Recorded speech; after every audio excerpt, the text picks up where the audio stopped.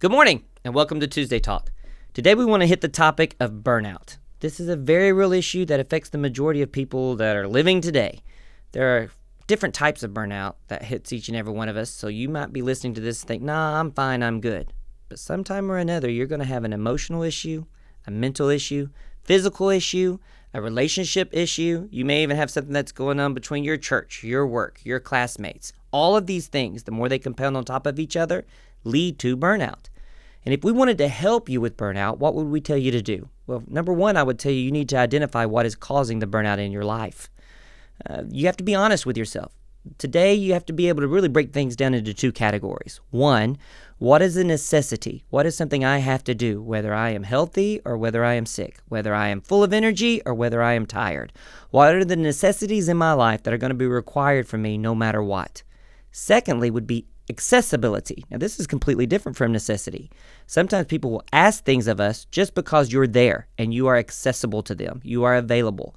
And if you take those things on in your life, your accessibility adds to your necessity and just pulls you in 1,000 different directions. The more that's placed on your life, the greater risk you are for burnout.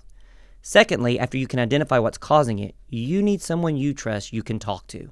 This is an important concept because I want to encourage you to find someone that when you pick up the phone to call them or you stop by their house to visit with them, you tell them, I either need you to listen to me or give me some advice. A good friend will have the ability to hear you vent to them all the things that you're dealing with, and at the end of it say, I understand, let's have a word of prayer, a quick word of encouragement, and send you on your way. Or if you're the person that's in need of advice, they can look you in the face and tell you, you have too much going on, you need to drop some things in your life. Third, self-care.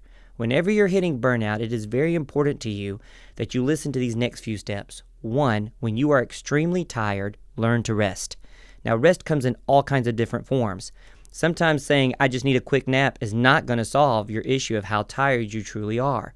Being excessively tired can lead you to an emotional burnout. Number two, learn to relax when you are stressed. We live in a situation today where stress pulls us all the time. I wake up sometimes stressed. I go to bed sometimes stressed. When I am stressed, learn to relax. You need to be able to find out a way to step away from everything for a minute, pull down the window shades, close all the doors, and just catch your breath. Because the truth is, mental illness can affect even healthy people. And when you're not resting correctly and now you're stressing over everything that's happening to you in your life, it can lead to an even greater illness for you. So before you get to this place of being greater in your sickness or greater in your stress or greater closer to your burnout, I would encourage you to learn to recover when you aren't feeling well. And so that's the issue a lot of people have in their lifetime. They don't rest when they're tired. They don't relax when they're stressed. And they do not allow their bodies the time to recover when they are sick. Will you just take the time to get well first? Some people try to push it on through. There's too many people counting on them. Society is demanding too much for them. And so when they're not feeling well, they'll just keep on going. Trust me on this. The harder you push, the quicker the burnout is waiting for you at the end. Learn to rest. Learn to relax and allow yourself the opportunity to recover before it becomes a greater illness to you in your life. And lastly, let's finish it up today by talking about your self-value and learning how to keep your personal schedules.